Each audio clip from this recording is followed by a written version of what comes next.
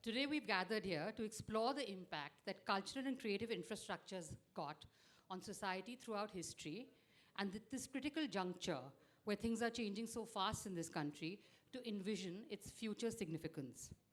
When we talk about cultural and creative infrastructure, we are talking about galleries, museums, festivals, and much more. These are the backbone of our artistic and cultural ecosystem. They serve as a catalyst for creativity, innovation, and expression, and by bringing people together, it generates social cohesion, promotes dialogue, and facilitates the exchange of ideas. Today, we are supremely honored to have a great panel. I genuinely think this is a topic that interests me personally, and I think it's the need of the hour. Our panelists are all leaders in their respective fields, and they possess deep insights and experiences in shaping and nurturing cultural and creative infrastructure. Please join me in welcoming Sunaina Anand, the founder and director of Art Alive Gallery, a prominent platform that has been at the forefront of promoting contemporary art in India. Additionally, she's the founding trustee of the Partition Museum and a founding member of Delhi Art Week. Sunaina's dedication to showcasing diverse artistic expression has made a significant impact on the cultural landscape. Hi, Sunaina. We have Tarun Thakral. Tarun is the founder of the Heritage Transportation Trust, an organization committed to preserving and celebrating India's transportation heritage. He further established India's first comprehensive transport museum, the Heritage Transport Museum, located in Gurugram. Tarun's passion for heritage conservation has enabled people to connect with their transportation history in a unique and immersive manner. We have Jaya Ashokan. Jaya serves as the fair director at India Art Fair, where she has been instrumental in expanding its international presence and is strategically enhancing its offerings. With over 20 years of experience in the arts and culture, Jaya has played a pivotal role in repositioning the fair and fostering international gallery participation. Hello, Jaya.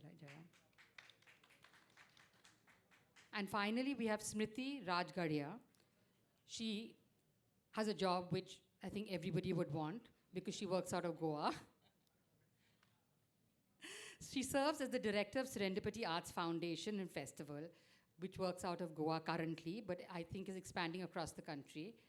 It's an annual multidisciplinary arts event that has successfully brought art to the public. With a focus on inclusivity and accessibility, Smriti and her team have played a significant role in promoting diverse art forms and encouraging public engagement with the arts. We are truly fortunate to have them here today to shed light on the historical significance, current challenges, and future prospects of cultural and creative infrastructure.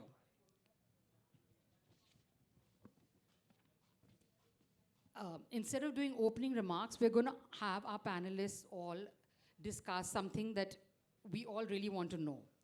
So I'm going to start with you, Sunaina. How has the cultural and creative infrastructure in India evolved over the years, and has it contributed to the preservation and promotion of India's cultural heritage?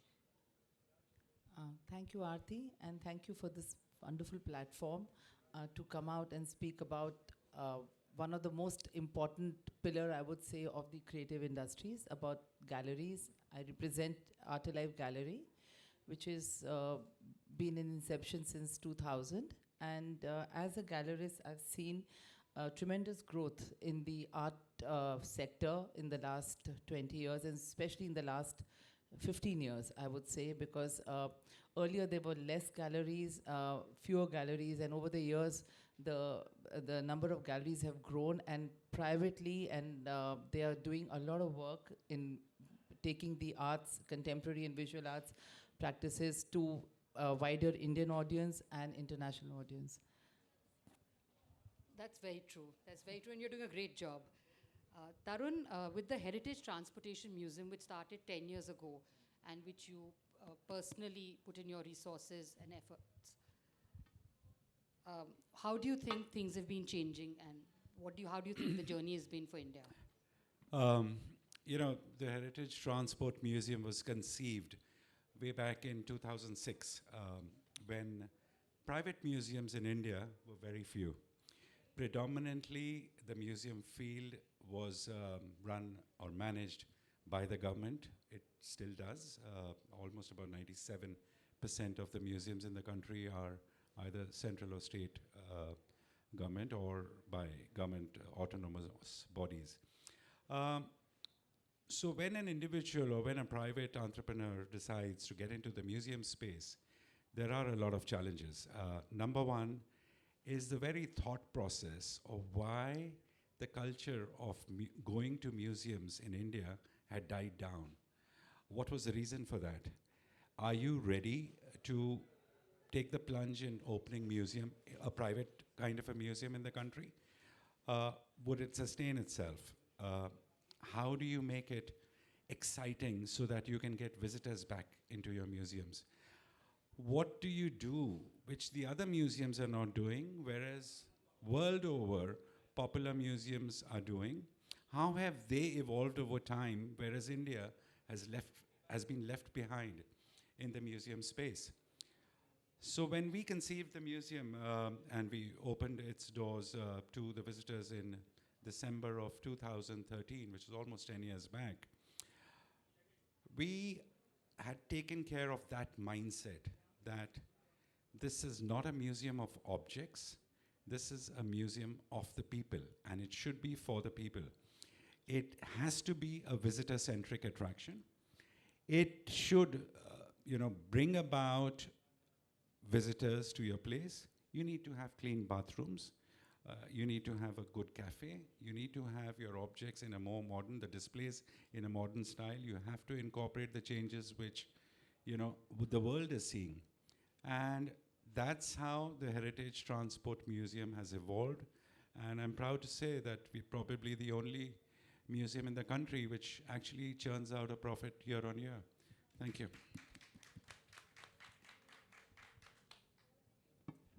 Jaya, you have been mapping the infrastructure of the city and have helped make international art available to the public in Delhi. It's great with the art fair. How have you seen things change over the past few years? So I think when it comes to mapping infrastructure, I think that's something that India Art Fair in its 15 years has done honestly largely by itself, because I think it was lacking. And I think before we look to the future and what the need of the hour is, we have to look at what exists. And actually similar to what Tarun was saying, I think it's not, we have a lot of spaces, whether it is museums, galleries, even markets, public art that is available in the city, but a lot of people don't know about it. So I think the first need of the hour is to really map existing infrastructure, see what there is available in the city, and to enhance or amplify that, whether it's digitally, whether it's through billboards once a year when festivals are happening that the government can aid. And that's really what will bring, the public to interact with art. Because I feel right now what is a rather large issue is that art still seems somewhat elitist. It is separated from the masses. It is not available or accessible to the everyday person. And it can only be if you integrate it into a city. Yeah. No, that's very true, and I think what you're doing is remarkable. Smriti, the huge success of the Sustainability Art Festival in Goa, what made that possible and how did that come about? It's a very interesting question. It's been a very long journey, and I must be honest that when we started, we did not know whether it would be successful or not. But I think what worked for us was not having the fear of failing. We were willing to try it again and again till we didn't get it right. I think if I could put down one word for success as collaboration, we became a platform where we would collaborate with everyone, irrespective of what structure they were. So whether it's galleries or fairs, museums, schools that look at accessibility, looking at caretakers and accessibility in art. So for us, the theme was art and culture. And it was how do you bring art and culture to the public and what excites them. So we tried to work with the city of Goa, city of Panjim. Goa's been very kind to us. I think we also could bring the government on board. We could bring the private sector on board. So we really became a melting pot where everyone could say what they wanted to. And I would really say that that's the success of serendipity. No, that's very true. I think the experimentation that you've done, you've kind of pushed boundaries at every level, and I think it's worked really well. Thank you. Now, moving on, we just wanted to know from Sunaina, what role does the cultural and creative infrastructure play in fostering creativity, innovation, and artistic expression in India? I would say that galleries, I can say on behalf of gallery culture and the galleries that we are working, how we are working, what we do is that we, at a very micro level, we try to reach out to artists. And we are the first stop where the artist comes to after college. So it's very important for, they know their practices, but they don't know how to bring it out to the audience.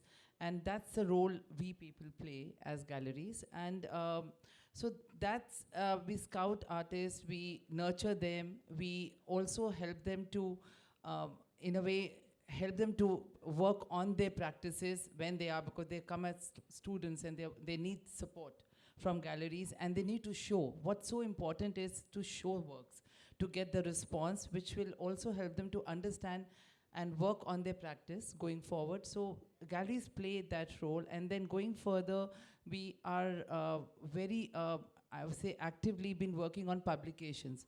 Galleries have played a very important role in increasing the knowledge base. So these are the two areas, major areas that galleries work on. And then later on, once the practices are more established, the artists are more established, we give them platforms through art fairs, or we take them to different exhibitions in India, internationally. And what is happening now is there's so many young artists from small towns where they don't know how to, there are schools there, colleges there, but they don't know how to access markets. So we try to help them to reach that.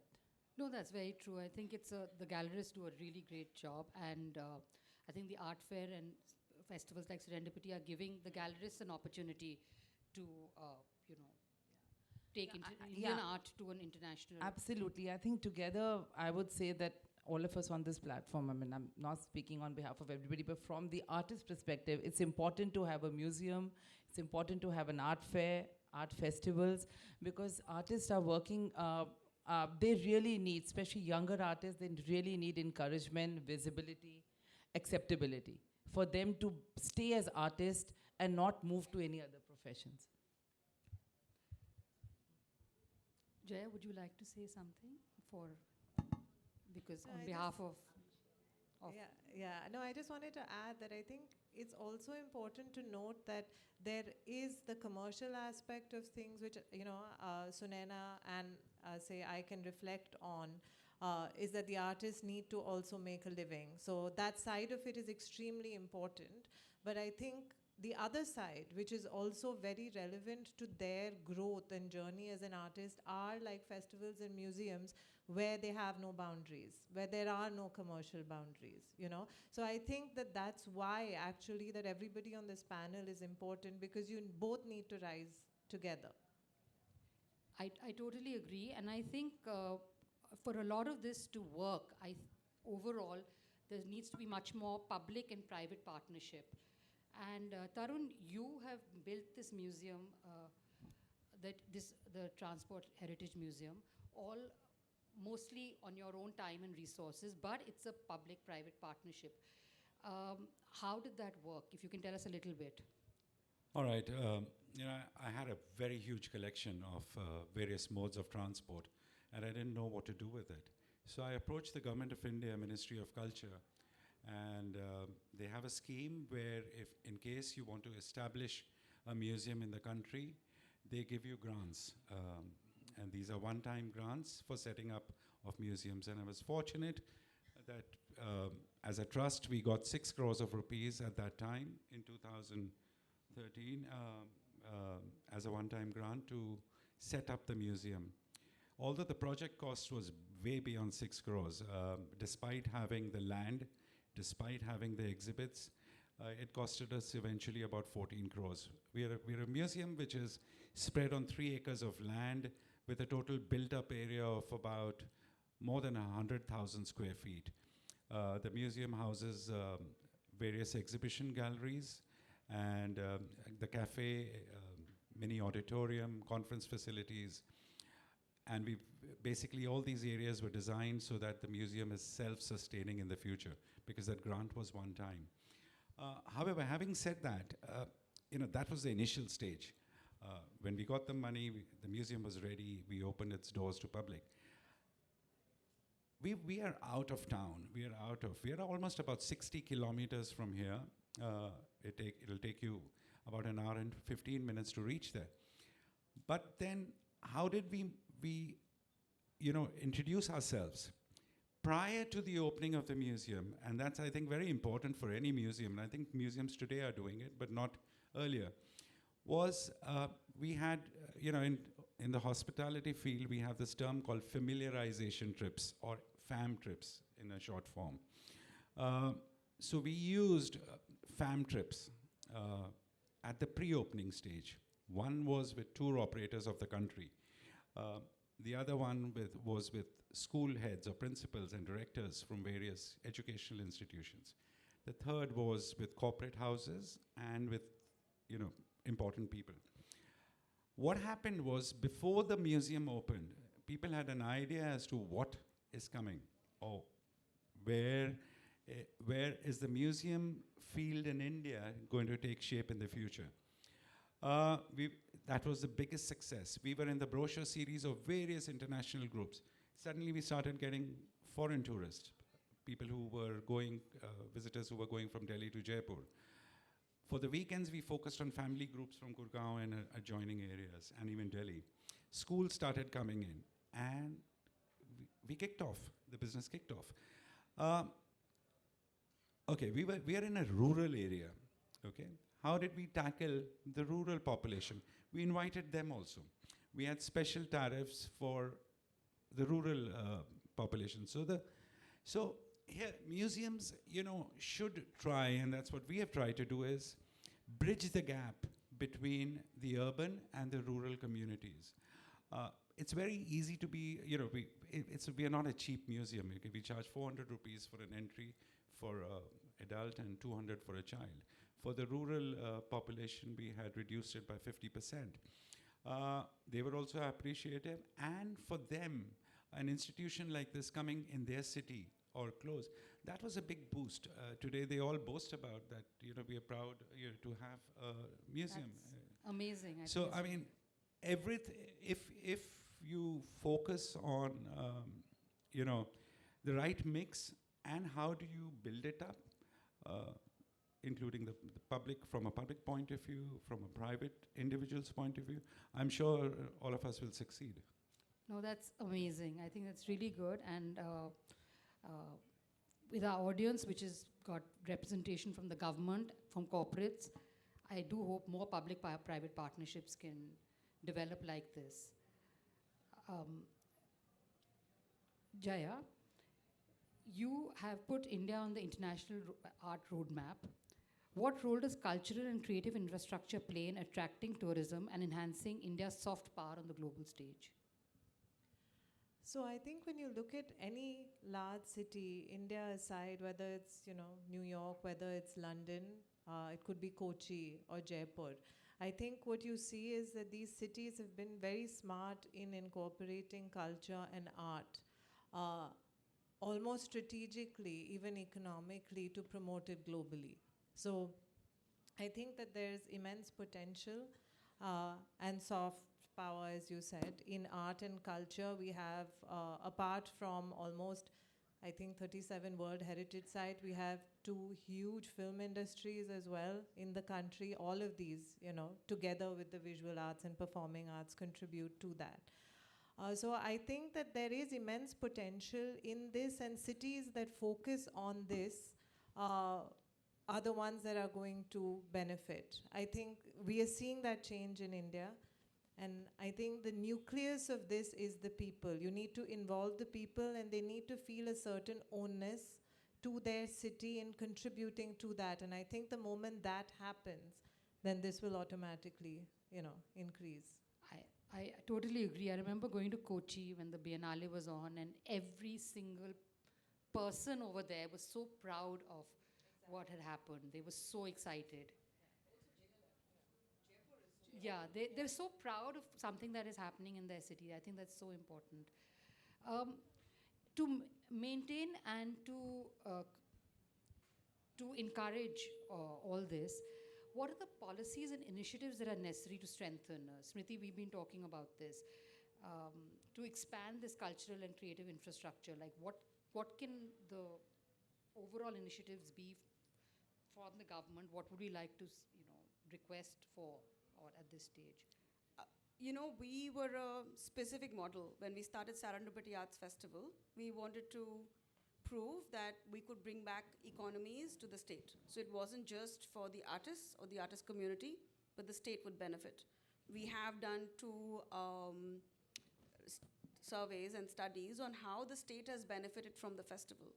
I think we did that to also explain to the government, who is now our partner. I think the first day they were slightly skeptical, but from the second day onwards, they actually saw value for the state. And that's the soft power of the state. So Goa now proudly says that they're hosting Serendipity Arts Festival. That becomes their tourist power. That becomes the way in which they market the state. I think policies around that, we could do that with Goa at a personal level. We spoke with the chief minister, who's been very kind to us. The bureaucrats have supported us. But that's one state.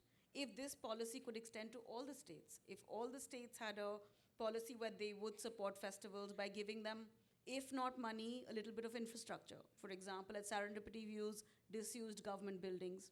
It's not too much to ask for. But what it does to the city is multifold. And I think those kind of policies around festivals, around fairs, what is the contribution of the city and the state towards an arts event needs to be looked at quite carefully. Because I feel there's small tricks and hacks that can be deployed to actually make a very large impact. Now, after 5 years of doing the festival, we were invited by the state of Goa to be their culture partner for G20. Congratulations. Now, at G20, even though it was an MEA meeting or if it was a energy meeting, there was presence of culture. And we feel we achieved something with that. And that was because the partnership with the state and the foundation has been really strong. And we hope it becomes a case study for other states to take it up. That's truly amazing. It's really good because I think culture should be represented at every government event and level. In addition to what you've just mentioned, there are other, if you want to take India onto the international artistic roadmap, Jaya, what else do you feel should be, are there any other policies that we'd like to talk about? Or I mean, I think things, when you're talking about policies, I think taxation, import, export duties, this is a huge part of it, right? Because at the fair, it is, we get a lot of tourists. We get a lot of international tourists. We get international galleries that participate. There is foreign exchange coming in. But I think that the import duties and the customs formalities are almost prohibitive. So it's almost a deterrent. So even if it was, and I can understand that it can't happen the whole year round, but even if it was, say, for a period of 3 weeks or for that month to waive or subsidize, I think these will hugely impact, this exchange of culture across borders. Similarly, I think when galleries, as Sunaina would probably comment on, take their artists abroad, they would face the same issues, right? That's really true because we need to have, it's taken us so long to bring the interest in Indian visual arts, contemporary art, to a platform where there are lots of museums and international galleries are looking at Indian art to showcase or to do collaborations with galleries here. If we have some kind of, if we have some policy which have got a certain kind of leverage that if you're taking exhibitions and separate policies are formed, you cannot have, I feel that in looking at the contemporary arts or arts, the policies cannot be into the big generalized policies, they have to be looked at the need and the demand of that industry and some kind of policy change where it's easier to move Indian artists and artworks globally to get this kind of attention towards our arts. Yeah. That's very true, very true. I think also one thing to note is that art itself is not recognized as an industry. Yeah. Craft is, but currently within the government mandate, I think the visual arts, performing arts still kind of are incorporated in other peripheral industries which may not be as relevant. So perhaps that would be a first step.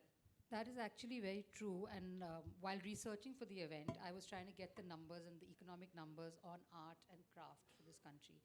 And they have ranged between 18 trillion to 35 trillion to, there are all sorts of numbers. But there needs to be a body which is bringing everything under one. I actually want to add for craft also, for the artisans to have easier taxation laws. I mean, you work with an artisan, they don't understand TDS.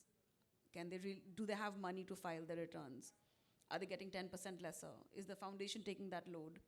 I think we need to find and create policies which makes it easier to work with artisans and then do the B2B, B2C connect. Otherwise, it's going to be a difficult battle to fight. No, that's very true, because I think all art actually starts at the grassroots level, so it's really, really important.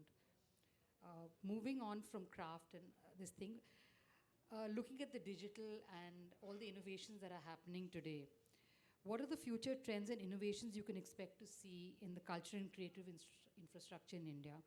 And how can we harness technology and digital platforms to enhance the reach and impact of cultural and creative infrastructure? I'll just give my bit Please, from a yes. museum perspective, okay? Initially, when the museum opened, we definitely wanted to have a mix of contemporary art. Now, in contemporary art, we included video arts, we included, music art, we included films.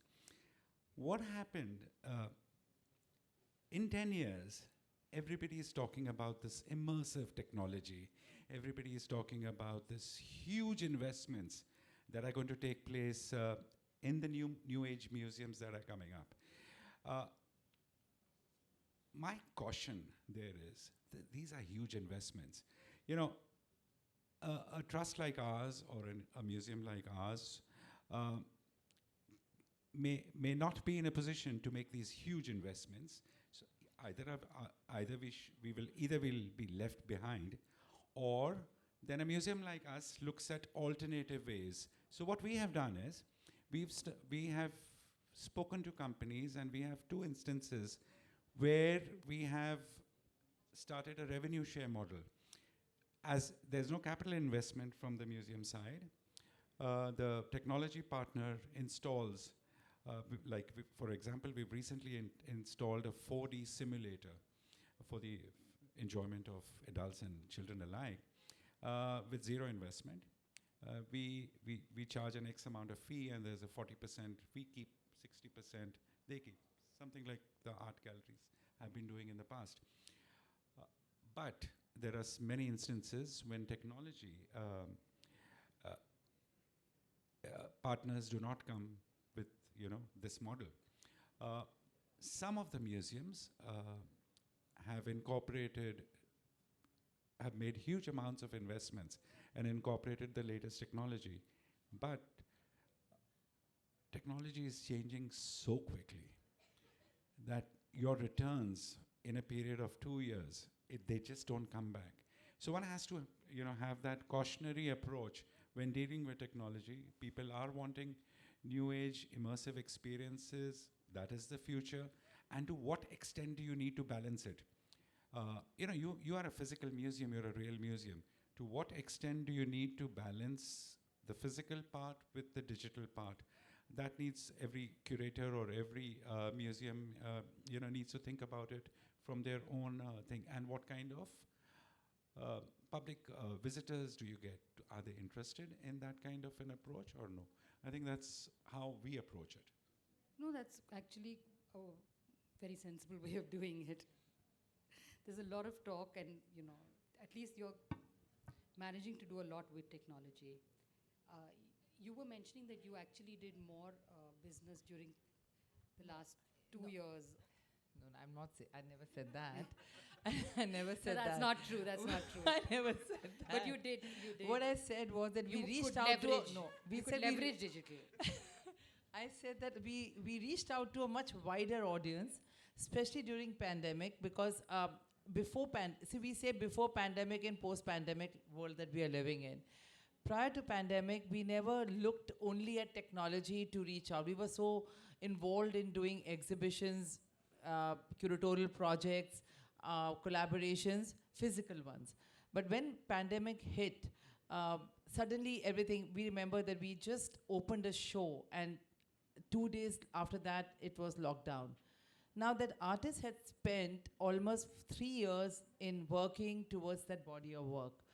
And I mean, it was a little, we took a little time because it hit all of us. So somewhere around June or July, after a couple of months, when we got some bearings back and we felt that now something should be done, that's when I remember I got a call from Pandol Art Gallery, one of Pandol Auction House, which is one of the most important auction house in India, asking us that we are going to be doing an exhibition online, and we are not, we are not looking at, we are looking at how galleries are surviving in this lockdown. I said, that's a great way to look at it. And then they said, we want you to send, we are asking some galleries to consign some works, which will help the galleries and do an online sale and help the artist. That was the first time that we made one sale of a very small artwork after 4-5 months of being in lockdown, because we were paying our staff, we were paying our art, like, artists were creating works, and we had not shut down everybody's, we had to sustain. So that gave us an idea that we can use a digital platform to market or to showcase what artists are doing, how to keep ourselves even, emotionally, more, I would say, stable. Because we used to talk to artists on phone, and somebody would say, I'm making this and I'm making some paintings. So I said, why don't you ask your, your grandchild to take a video, and we'll post it on Instagram. So there where our engagement with digital outreach really started. And I remember that I was with Jatin Das, was speaking to him, and that time a lot of laborers, that whole migration, that exodus was happening. And he sent me on WhatsApp some watercolors that he was doing, sitting at home, looking at that what's happening. And what a body of work he had created. And then I started a platform called Art for Hope. And then we reached out to artists, and we looked at their practices, how they are, because artists always responds to the current environment they're living in, and they're very sensitive body of people. So we were trying, and this way we kept connected with them. We kept connected with people, and people connected with their art. So that's the work, that's how we started using technology. So when I said that you did much better, I didn't mean monetarily, Well, but I did mean that galleries- it's opened a window into another world, Yeah, which true.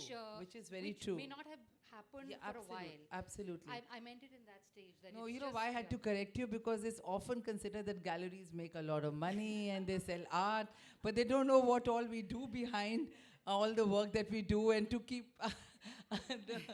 So I'm speaking on behalf of all the gallerist community, because this is very easy. We have people coming to the gallery and asking us, oh, you know what? No, you make so much money. Give us so much discount. But excuse me, I mean, that money is not going into our pockets. It's going on helping the artists to innovate, to do work, and to do programs, to do publications. No, that's very true. So I had to correct you there. For us at this stage, we were just looking at saying we're increasing the reach of that is very of the true. community. And now I think after that, I mean, there were many small platforms that came online, which started doing collaborative exhibitions, and that's how we sailed through pandemic. Yeah, no, and it's good, because these are initiatives which may not happen in a regular. It won't have happened. I would say this is a good takeaway from the pandemic, because artists also have their Instagram handles. They post what they're creating. People stay connected with their art. And we get to know a lot of younger talents, because we can't reach their studios. And it's a way to get to know them. Yeah. Thank you. There's a lot happening digitally with India Art Fair. Would you like to comment a little bit? So I'm going to divide your question a little bit, because you talked about future trends and you talked about digital, and we do a lot. So I just want to separate it out a little bit. So One, of course, going off what Sunaina said, one is the outreach part, where I think that digital has become increasingly used. I think, Instagram and Facebook are our preferred modes, even more than email, in terms of outreach and the responses we get. It is a business development tool because we get direct questions from artists and sponsors and collaborators who want to work with us. So that is definitely digital. Another aspect of digital in terms of trends is the actual physical work we show at the fair, which is largely what the gallerists bring in by fostering artists and giving them that space to experiment. So we've been seeing a lot of VR, which we will probably have at the next fair. AI, digital artwork itself as a preferred medium for some, not for all, which is, so we always try and give snapshots of what we feel is going to be a future trend. We don't want to comment on it, but we always show it. So this is definitely a part of the fair. And I think one important thing when it comes to digital is to note, for example, we worked today with Apple at the last fair, and we had 3 artists showcase their projects. It was the way that we did it is that it was an open call on our digital platform, so we also use it for that purpose, and artists had responded to it and written in. And one of the artists who won was actually used by Apple in their first store launch in Bombay when they did it. So we are seeing increasingly that any business that is looking to the future is incorporating art and culture within what it does. In this case, it was digital, so I'm mentioning it, but I think that is important to note as well. No, that's very, very true. Smriti, with serendipity, do you feel that you've managed to leverage digital and technology? Yes, like Jaya said, marketing is now digital. But in terms of trends, because Serendipity is a diverse festival, we are not thematic. We invite a lot of different kinds of practices. And post-COVID, we saw a lot of practice that was based on lens-based media because it was more accessible. We realized last year that the divide between innovation and technology and how it reaches the artist was too large. So we tied up with Accenture and Microsoft to kind of talk about what does it mean to have an NFT, one of the most spoken words last year, that I am minting an NFT. And I wanted to know what that meant. So we're also trying to decode it for the audience and the artist together. This year, we're hoping to do something around AI. I think AI has a lot of questions around ethics, on the usage, on plagiarism, and those are the kind of questions we want to raise with arts and culture. In a nutshell, for us, the festival is a medium to question a lot, and I'm hoping that technology will become a central question for us at this festival. That's really true, actually. On a final note, what are the challenges and opportunities that exist in leveraging cultural and creative infrastructure for economic growth? Challenges are plenty. Plenty, because we are at a stage, especially now, where arts, visual art stands today. To take it to completely the next level, we need a lot of government support. We need some policies which helps us to take an easy movement of art internationally, and even within the country, more spaces. We really need many more spaces in towns, because there's a lot more interest in visual arts thanks to all the work that's been going on in the last so many years. The fair, our presence at the Venice Biennale, which was with KNMA. So, all these have making Indian art a new audience, which is far more interested. So to move to that stage too, because the galleries are always ready with programs, but we need that support. At the private level, we could do what we are doing, but going further, we really need that support.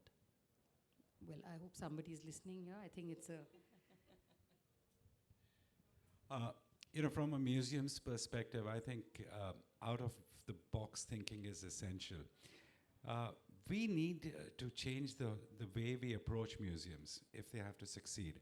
If you want visitor participation in museums, if you want the culture of people going back to the museums, gone are those days. People today, the visitors today, are very well, knowledgeable. They have traveled the world, most of them.